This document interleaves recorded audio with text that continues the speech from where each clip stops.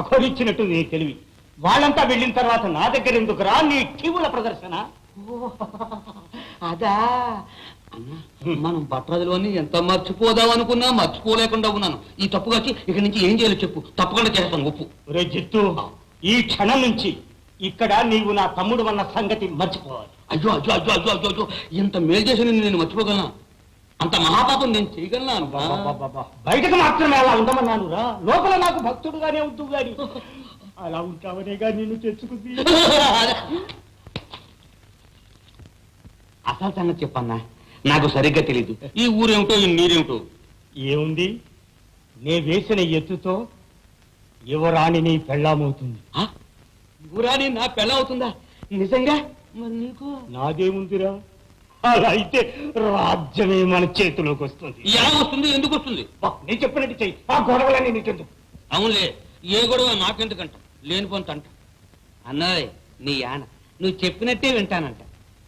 ఒరే జిత్తు, ఆ ప్రాసన కాస్త మానాలిరా. జిల్లు రా, నీకేం కావాల్సి వచ్చినా వాడినడు. ఓహో, మనవాడనమాట.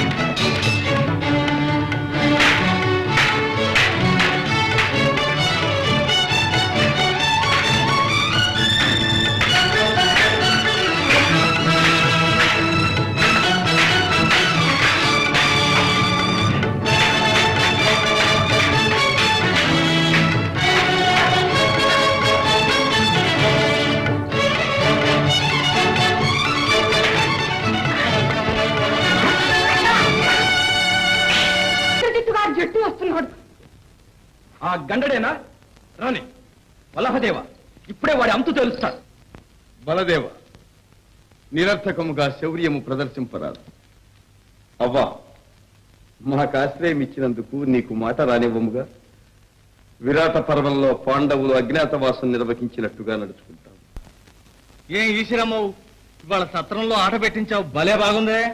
ఏదో పెట్టించాలే నాయన. ఏ బుల్లి, నువ్వు నేనే. ఆ యాళ నాకు దెబ్బ తగిలితే పసరేశావు. అవును. అశ్విని, ఆట భలే బాగా ఆడేశావు. వీడెవడు? ఇతగాడు మా కోలవాడే. తోలో కలిస్తే తోలుకొచ్చా. వీడు మూగవాడు, మా తమ్ముడు. అయితే ఈ దండు నేసుకుని మా ఊరి మీదకి వచ్చావన్నమాట. దండెత్తానంటే మరి ఈ ఊళ్ళోనేగా మా పెద్దత్త చిన్నల్లుడి ఆ కడసారి మేనకోడలి మొగుడు ఉండేది. ఆయన కోటలో కాస్త జాగ ఇప్పిస్తాడో ఏమో అని వచ్చాం. తీరా వచ్చేటప్పటికి ఆయన లేడు. ఆడు లేకుంటే నేనున్నాగా. రేపు కోట ముందుకొచ్చి నా పేరు చెప్పు, లోనకు రానిస్తా. రండి వెళ్దాం. బుల్లెవు, నిన్ను చూసిన సంతోషంలో వచ్చిన పనే మర్చిపోయా. ఈశ్వరమ్మవు లంక నుంచి పెళ్లి కొడుకు వచ్చాడు. అదే రాజుగారికి కాబోయే అల్లుళ్ళే.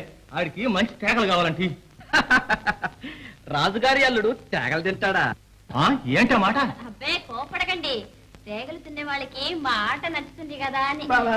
ఓ అదే, కోటలో కూడా నీ ఆట పెట్టించమంటావా? సరేలే. ఈశ్వరమ్మవు తేగలు భలే బాగుండాయి, మంత్రి గారు మెచ్చుకుంటారులే. రండి వెళ్దాం. గండా, ఇంకా ఎంత దూరం నడువనురా? మన సుఖాసన మెచ్చట ఇది మహారాజా. ఆ మాత్రం నాకు తెలుసురా, కానీ అలా అడగడం రాజలక్ష్మి. అన్నా,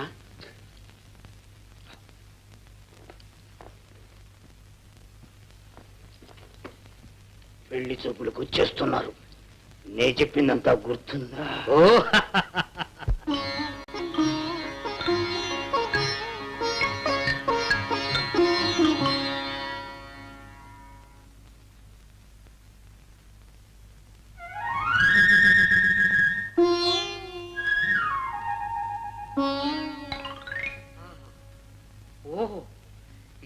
అందం, ఏమి గమనం, ఆ గమనంలోనే శమనం.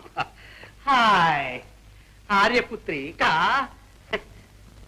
కలువలు నీ కళ్ళు కమలము నీ మోము శ్రీకారముల వంటి చెవులు నీవి తామర తూడులే తరుణి నీ బాహుల్ కంఠము శంఖనే కలికి నీది నూగారు కన్ననులే గౌను సన్నమై సున్నయైపోయని అన్ను నిన్న బుసబుస పొంగారు మిసమిసలాడు నీ అవయవాలన్నీ ఓ అజ్జనేత్రి నీకు తగినట్టి పురుషుడనే నిజము నాకు తగినట్టి చిన్ని పొన్నాది వీవు మనకిటు రాసి పెట్టిన కథాన పెళ్లి చూపులకని మన కళ్ళు కలిసే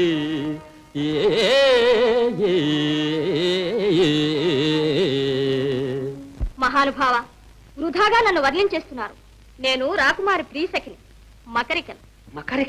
మకరిక లంకరాజు కుమారులు వారి లక్షణం చూపించారు. అక్కడ అందరినీ తమతో సమానంగా చూస్తారు. అంతే అంతే, సమయానికి జ్ఞాపకం చేశారు. చెప్తాం.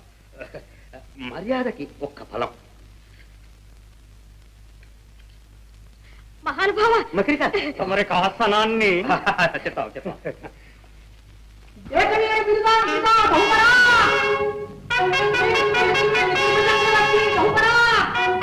ఇదేం పట్టరాజు, చక్రవర్తి పురుషులు ఇలాగ చదవడం నేనైతేనా?